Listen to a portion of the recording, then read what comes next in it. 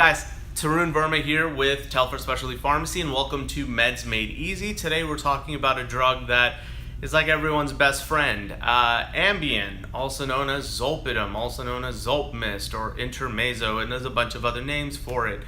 But it helps you sleep. It's a hypnotic medication used for people with insomnia, severe insomnia, or just people who have sleep disorders of any kind, or just issues with sleep.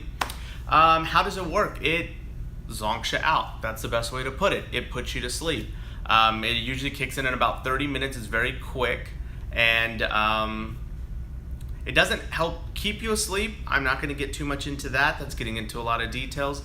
That's going to be a separate product and issues that we talk about, but this medication is to help you fall asleep, not stay asleep, okay? That is a big caveat there. If you're having trouble staying asleep, you need to go talk to your doctor because you need to be on a different sleep med. It goes through your liver. As always, I'm pretty big about people knowing what goes through the liver, what goes through the kidneys. It's processed through your liver, so make sure that your doctor knows all the other things that you take, all the herbal supplements, all the other medications. We don't want to stress your liver out. Beyond that, here's a list of the common side effects.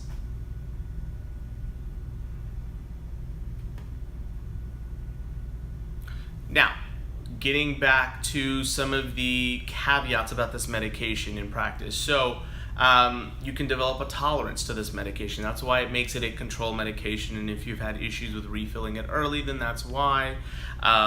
You will develop a tolerance to it, and then you'll need more and more of the medication to keep you asleep, or to help you fall asleep rather.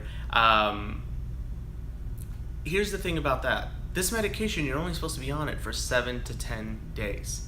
Right? That's in the books. That's what the medical literature says. However, in common practice out there, doctors, pharmacists, we're all kind of at fault for kind of perpetuating the cycle, but most people take this stuff every day for years. That is insane, people. If you know, 90% of the people that are on this medication, they don't need to be on it for that long. Right? If you have underlying sleep issues that aren't as severe, that are on the lower to moderate side, you need to get to the underlying factors to it. Is it stress? Is that why you're not sleeping well? You need to get that addressed, because you're just taking a pill to solve your problem. So Zolpidem kind of represents that bad stereotype in the pharmacy world, where we take a pill to just solve it.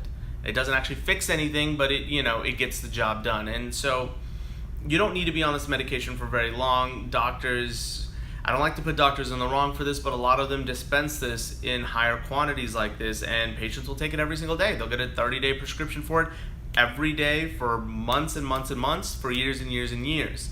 Now, don't get me wrong, there are people with some severe insomnia issues that need to be on this medication, but like I said, you're not solving the underlying problem by just taking this pill, right? You got to go get sleep studies done, figure out why you're not sleeping well.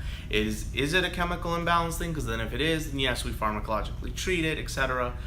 Beyond that, I will say this is for the geriatric population, the older people out there. Make sure that you get up slowly. You guys get up in the middle of the night to go to the bathroom more.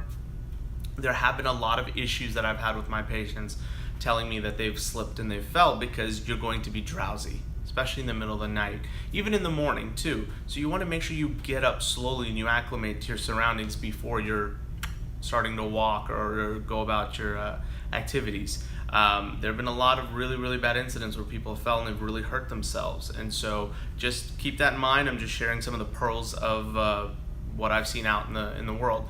I think that kind of takes care of Ambien. Overall, pretty easy to take. You just have to be responsible with it. Please don't operate machinery. Don't go drive when you've taken an Ambien. Like I've said, it kicks in within 30 minutes, so you need to already be home. You need to already be ready to go to bed when you take this medication. I've seen a lot of bad instances where people go, I took an Ambien, and a hypnotic is such that either it clicks or it doesn't. So if it works, it works. If it doesn't, then it doesn't. And I know people who will go out and they go, I went to the bar, I took an Ambien, it didn't work, so I just went out. Don't do that. You're putting yourself and a lot of everyone else on the road at harm when you get behind the wheel after taking the Ambien. Do not do it. As always, if you have any detailed questions, talk to your doctor, talk to your local pharmacist, or call us here at Telfer Specialty Pharmacy. We're always happy to talk to you guys. And please subscribe to the channel, check out our videos, leave any comments if you want us to do any additional drugs, videos, in-depth reviews. And thank you guys. We'll see you next time.